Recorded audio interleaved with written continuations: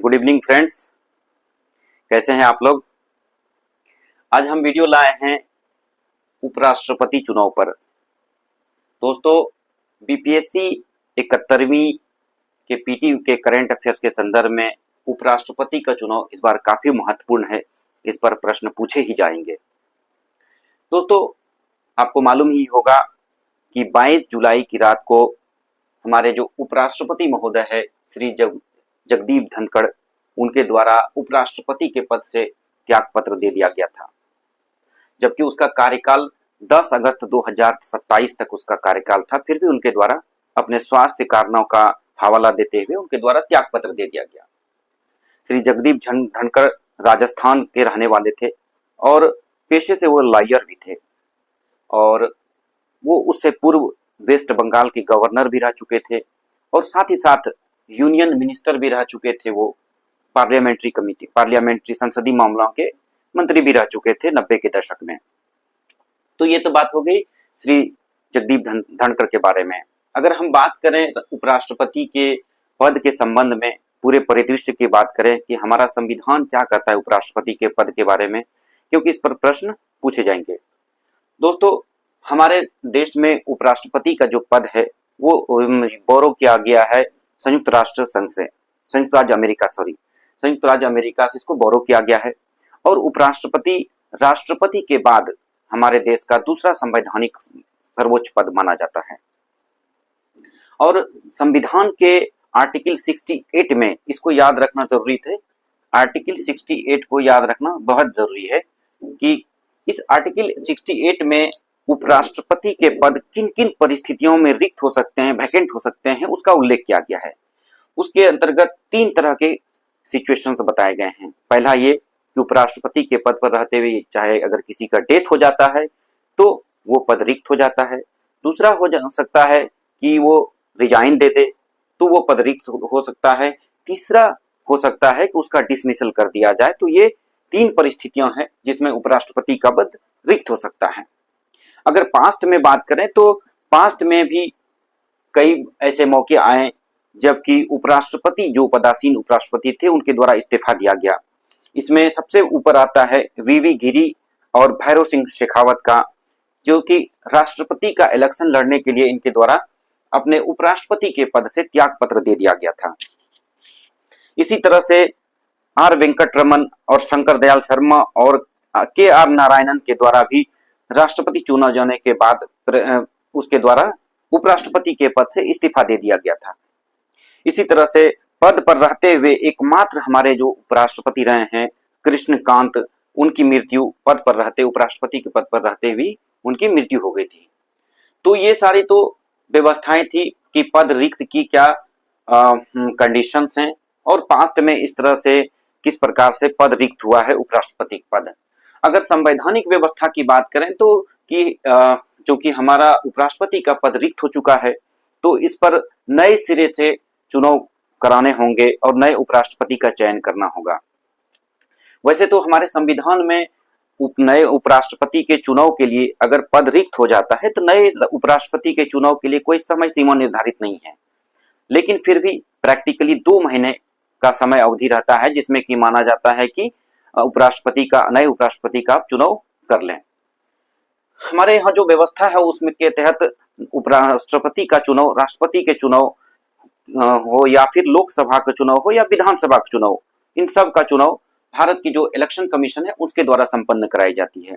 यहाँ पर एक बात ध्यान रखने वाली चीज है, जो लोकल बॉडीज का इलेक्शन है, चाहे वो पंचायत का हो या नगर पालिका का, उसका इलेक्शन एक अलग इलेक्शन कमीशन के द्वारा कराया जाता है जिसको राज्य इलेक्शन कमीशन कहा जाता है।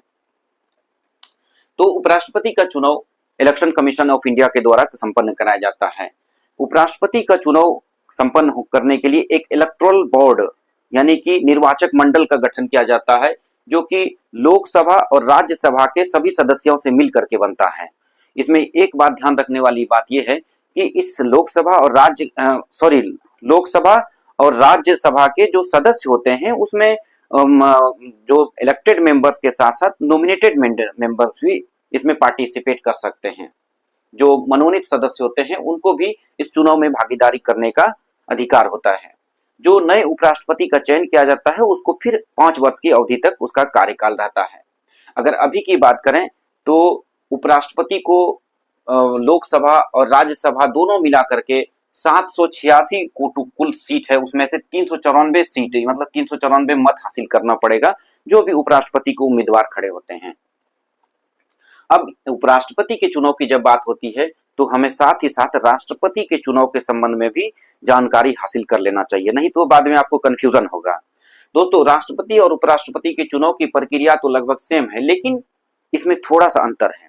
जब राष्ट्रपति का जब चुनाव होता है तो राज्यों के जो विधानसभा होते हैं, राज्यों के विधानसभा के जो इलेक्टेड मेंबर्स होते हैं उनको भी राष्ट्रपति चुनाव में मत देने का अधिकार होता है, जबकि उपराष्ट्रपति के चुनाव में राज्यों के विधानसभाओं के इलेक्टेड मेंबर्स को पार्टिसिपेट करने का अधिकार नहीं होता है। उसमें उपराष्ट्रपति के चुनाव में जैसा मैंने बताया केवल लोकसभा और राज्यसभा के ही सदस्य ही उसमें वोट दे सकते हैं।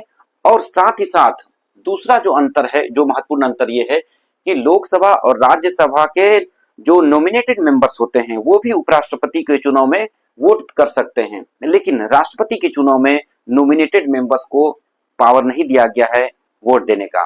तो ये दो मुख्य अंतर हैं। अगर उपराष्ट्रपति के चुनाव की एलिजिबिलिटी की बात की जाए तो उनका भी एलिजिबिलिटी का निर्धारण संविधान के द्वारा किया गया है।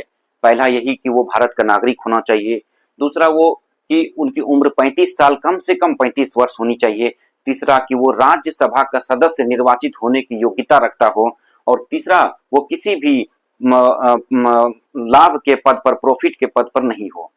यहाँ पर एक बात ध्यान रखने वाली चीज है कि जब प्रेसिडेंट की बात आती है, प्रेसिडेंट के एलिजिबिलिटी की, तो उसमें भी यही सारी क्राइटेरिया हो जाती है, लेकिन केवल एक अंतर रहता है। अंतर ये कि जब राष्ट्रपति की चुनाव की बात आती है तो उसको उसकी योग्यता में राज्यसभा के सदस्य के बजाय लोकसभा के सदस्य चुने जाने की योग्यता रखी जाती है।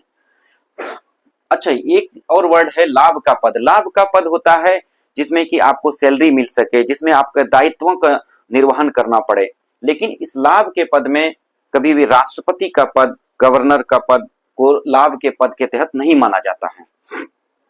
अगर कोई भी व्यक्ति चुनाव लड़ने से पहले लाभ के पद पर है तो ये क्राइटेरिया है उसके लिए कि चुनाव लड़ने से पहले उसको त्याग पत्र देना पड़ता है उस पद से, लाभ के पद से।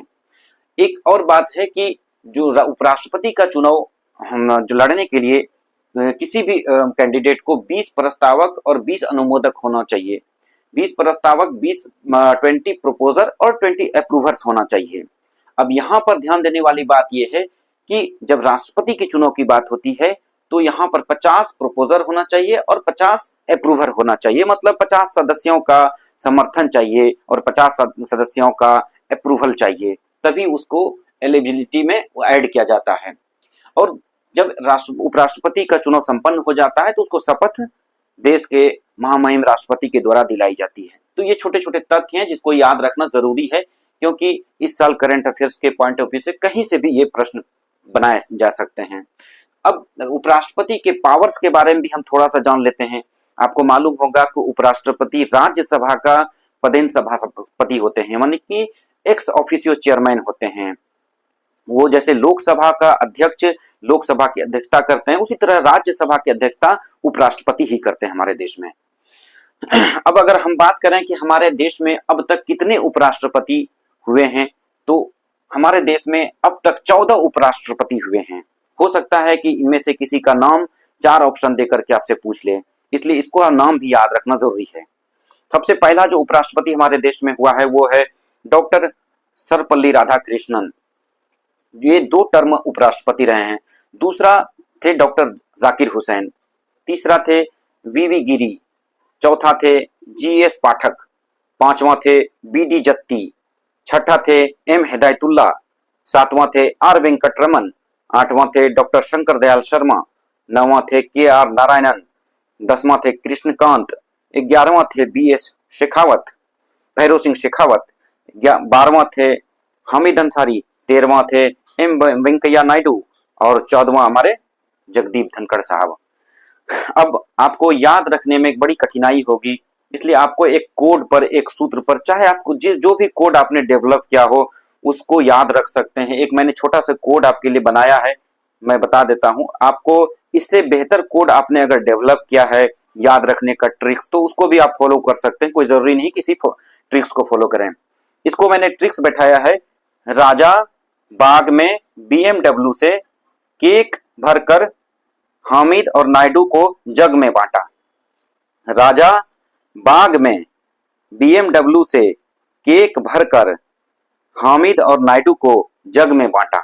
अब थोड़ा सा आपको ये याद रखना पड़ेगा। रा से राधा कृष्णन, जा से डॉक्टर जाकिर हुसैन, बा से बीबी गिरी और जी से GS पाठक, ये एक्स्ट्रा है। और बी से BD जत्ती, M से M हिदायतुल्ला, W से R वेंकटरमन, से डॉक्टर शंकर दयाल शर्मा, K से KR नारायणन, फिर क से कृष्णकांत, भर कर भा से आपका हो गया भैरव सिंह शेखावत, हामिद अंसारी और M वेंकैया नायडू का नाम है ही, और जग से हो जाएगा जगदीप धनखड़। तो इन शॉर्ट, राजा बाग में BMW से केक भरकर हामिद और नायडू को जग में बांटा। थोड़ा सा आपको याद रखना पड़ेगा इस ट्रिक्स को। अगर इस ट्रिक्स को याद कर लेंगे तो आपको कभी भी किसी भी एग्जाम में अगर 4 ऑप्शन दे दिए जाते हैं कि अब तक कितने उपराष्ट्रपति, इनमें से कौन कौन से उपराष्ट्रपति के पद पर रह चुके हैं, तो आपको कभी भी क्वेश्चन आपका गलत नहीं होगा। तो इस वीडियोज में हमने देखा दोस्तों कि उपराष्ट्रपति का चुनाव अभी बर्निंग टॉपिक है, क्योंकि हमारे जो वर्तमान उपराष्ट्रपति साहब हैं उनके द्वारा त्यागपत्र दे दिया गया है, और उनके क्या संवैधानिक व्यवस्थाएं हैं उपराष्ट्रपति के संबंध में, चाहे चुनाव हो, चाहे उसकी एलिजिबिलिटी हो, चाहे उसके शपथ का मामला हो, या उसके पावर्स हो, उन सब के बारे में, या फिर उसकी पद रिक्ति, वैकेंट का व्यवस्था हो, उन सब के बारे में हमने इस वीडियोज में देखा जाना। साथ ही साथ ऐसे कितने उपराष्ट्रपति हुए जो पास्ट में अपने पोस्ट से इस्तीफा दे चुके हैं, और कितने उपराष्ट्रपति टोटल हमारे देश में अब तक हुए हैं, उन सब के बारे में विस्तार से हमने इस वीडियोज में जाना। तो थैंक यू दोस्तों, इस वीडियो में इतना ही।